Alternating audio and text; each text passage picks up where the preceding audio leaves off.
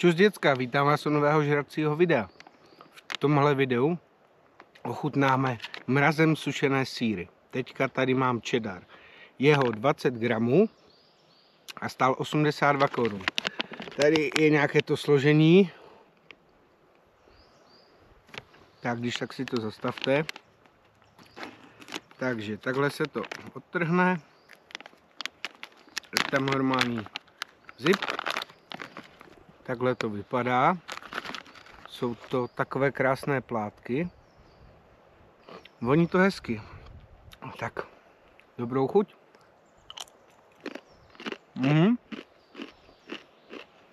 Je to hodně křupavé.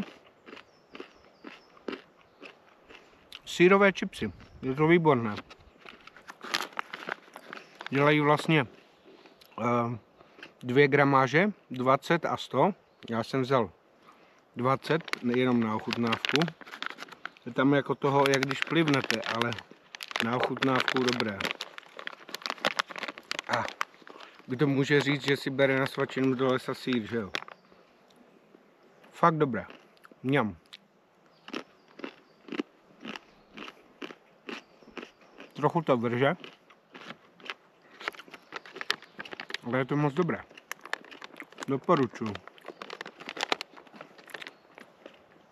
Tak přesuneme se na další místo a na další sýr. Tak, další sýr, tady mám sýrové nitě. Je toho opět 20 gramů, opět 82 korun. Tak to pojďme ochutnat. Jsou to opravdu nitě.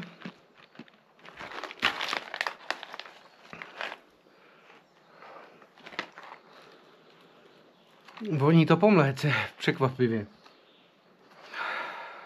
Ale jako posušené mléce. Tak dobrou chuť.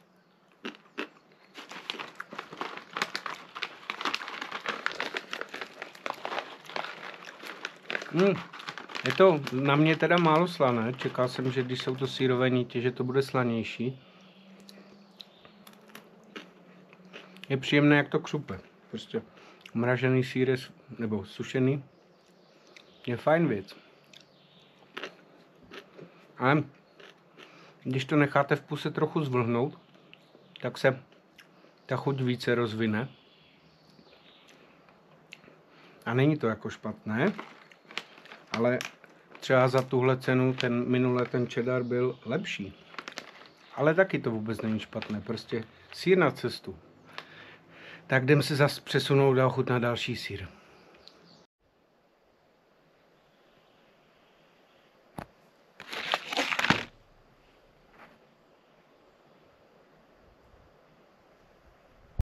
Takže teď tady máme Balkán sušený mrazem, 20 gramů, stál 61 korun.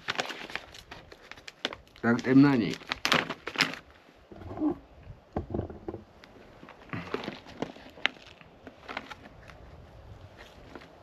Voní to jak nějaký prášek.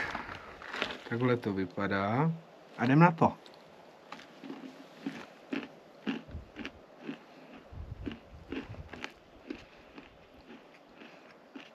Je to zvláštní. Čerstvý Balkán je samozřejmě lepší. Je to slané jak svině. Je to takové křupavé. Ale chuť Balkánu je tam. Ale vadí mi i taková ta chuť prášku. Nevím, no. Ale rozhodně svačina na cesty se to dá. Ale čekal jsem, že to bude lepší. A navíc je to v krásném obalu, takovém jako Pokémoni zlatém. Jako není to nejhorší, ale čekal jsem to mnohem lepší. Třeba cheddar, ten byl bombový. Tak jdem na další.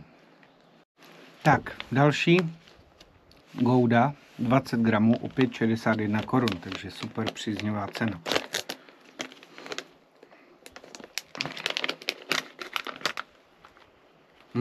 To už voní líp.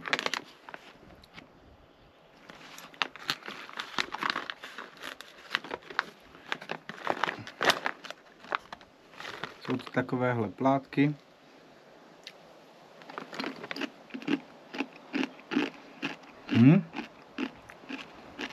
Je to takové hodně podobné jak ten cheddar, ale míň výrazné a víc to vrže. Ale jo, tohle je v pohodě úplně za mě. To mi dokonce chutná. Tohle doporučuji, Gouda. Tak a jdem na další. Tak, jako další tady mám Eidam, opět 20 gramů. Opět znovu uzavíratelný sáček. Tak jdem na něj. No, to se nepovedlo. Nevadí. Je. Komplikace. Dobré, to mám.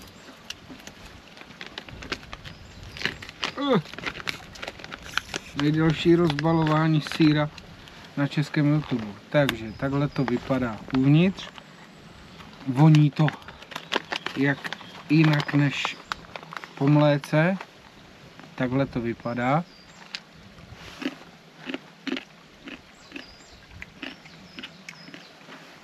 To hodně podobné jak ta Gouda a cheddar. Je to dobré. Je takové víc mléčné.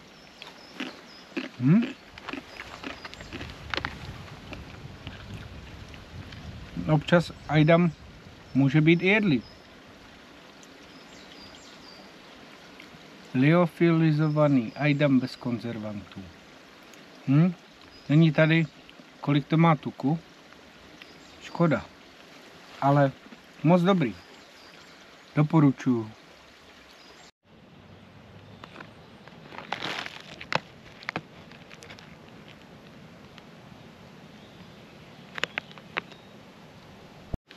Takže jdem ochutnat nivu. Ta stála 82 korun, tady těch 20 gramů. To máme vzorek. Tak ochutnáme.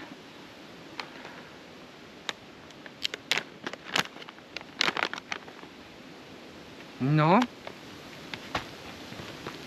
Takhle to vypadá.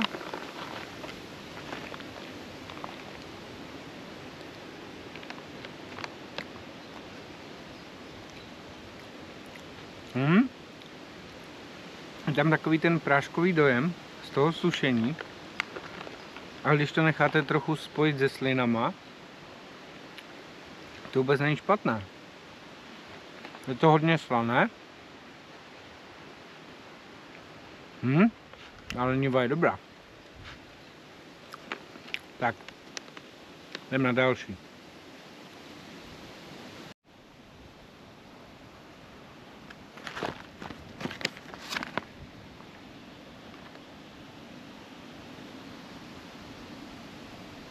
Takže, teď je tu kozina.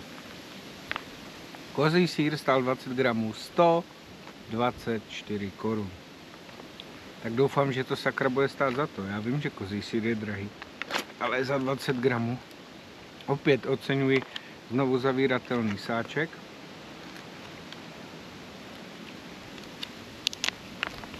Čuchneme. Kozí voní hodně kozinou. Hodně, takže kdo nemá rád kozí sýr, tak asi ne. Taková bílá kostička.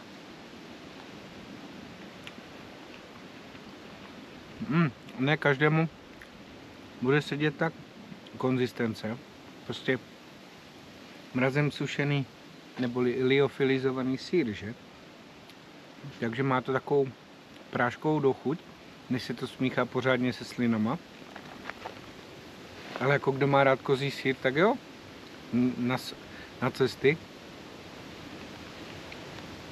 Kdo může říct, že mu 2 týdny v batohu vydrží sýr, že jo? Ta cena je trochu přestřel, ale chápu.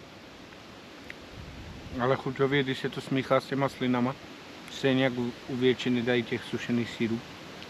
Je to dobré, cítíte fakt chuť kozího sýra. Stejně jak u té nivy, když se to smíchá se slinama, tak cítíte chuť nivy. Mi zatím přišly 2 nejvíc autentické sýry. ten kozí a ta niva. Že fakt cítíte, že jíte mrazem sušené sýry. Ten kozí je fakt dobrý. Doporučuji.